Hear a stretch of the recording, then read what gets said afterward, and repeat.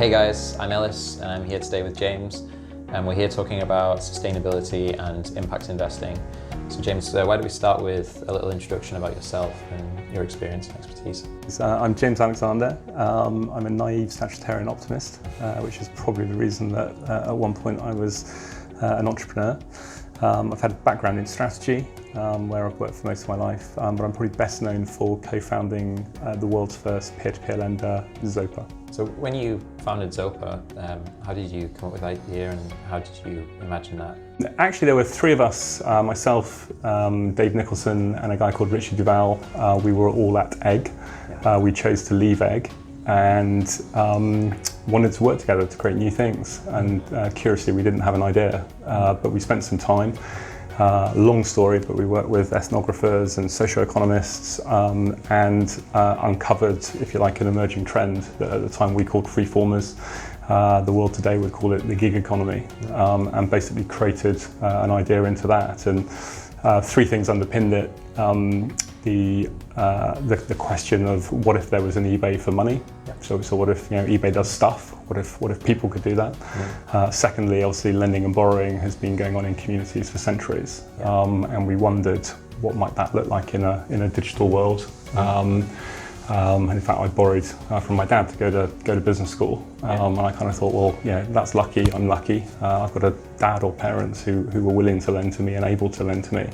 But what about if we could democratise that? And then lastly, we asked ourselves the question, what if there was a bond market for individuals? What if I could say, hi, look, I'm James, who wants to lend to me? And those ideas were put together by clever Dave Nicholson, and he invented Zopa.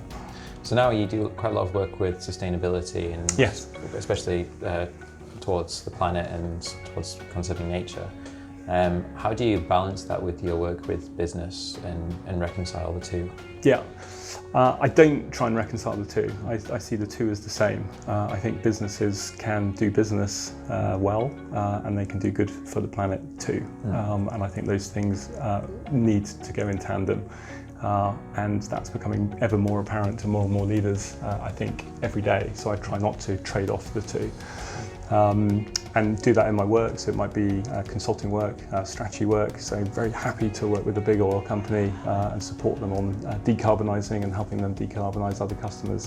Very happy to work with a big gas company and help them move heavily into electric vehicles or home energy management because that's good for the planet. Or it might be helping a charity like WWF and helping work with them to create a new strategy that aims to win the war rather than just winning battles.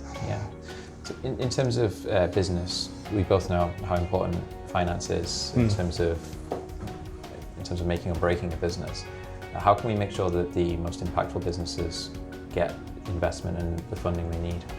I think as you and many others now know, I think we've been seduced, if you like, in the last era. The consensus post 1970 was business was all about creating value for shareholders, and it became a very economic transaction.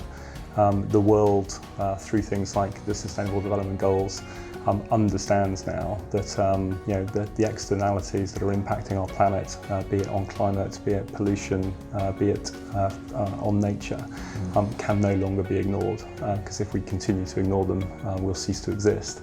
There's a brilliant guy called Johan Rockström who works up in, I'm going to say Sweden, I hope it is Sweden. Stockholm Resilience Centre, so definitely in Sweden. And he does a wonderful image which looks at the Sustainable Development Goals, and he basically takes four of them relating to climate change and life on land and life underwater, and another one, and basically says, look, those are the environmental ones, and unless we get those right, then we won't be able to have a functioning society. And then there's the societal SDGs, and then on top of that are the business ones. And basically what he's saying is, look, unless we look after the underpinnings of our world, the environment, then we won't have a society, and then we won't have business. And I love that view of the world. I think it's a very powerful view of the world. And businesses ignore that at their peril. And I think what's happening over time is the way that we measure business performance will evolve.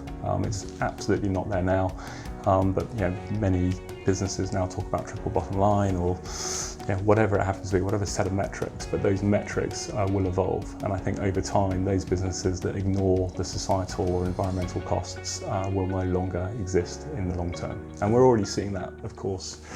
Big investment funds no longer funding coal or oil, insurance companies pulling out of insuring these things, and importantly, $500 billion now going into the impact investment market, which I think speaks volumes. There's a way to go, but at least we've begun.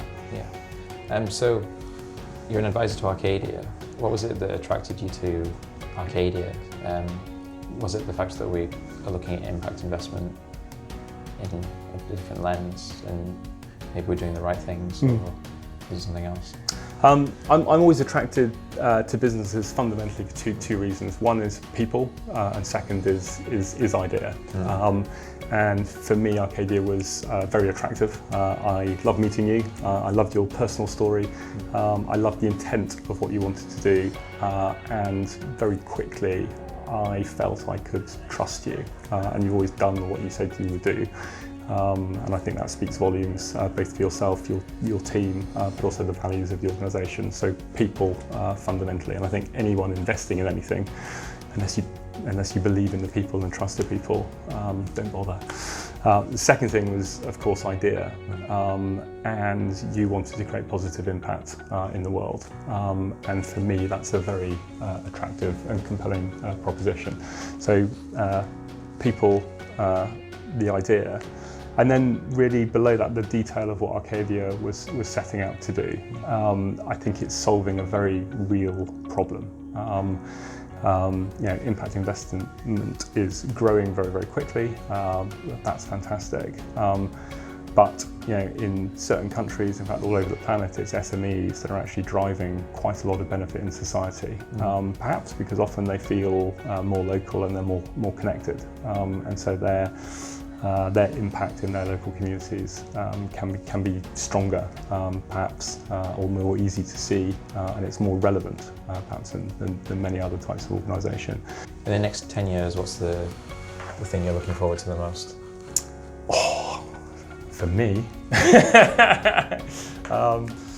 okay. In the next 10 years, I really hope that the broader set of metrics upon which business and societal performance are judged become a lot more accepted and acted upon. I think the SDGs are super helpful in setting that direction, but the reality is businesses, even today, are still principally valued based on their financial returns.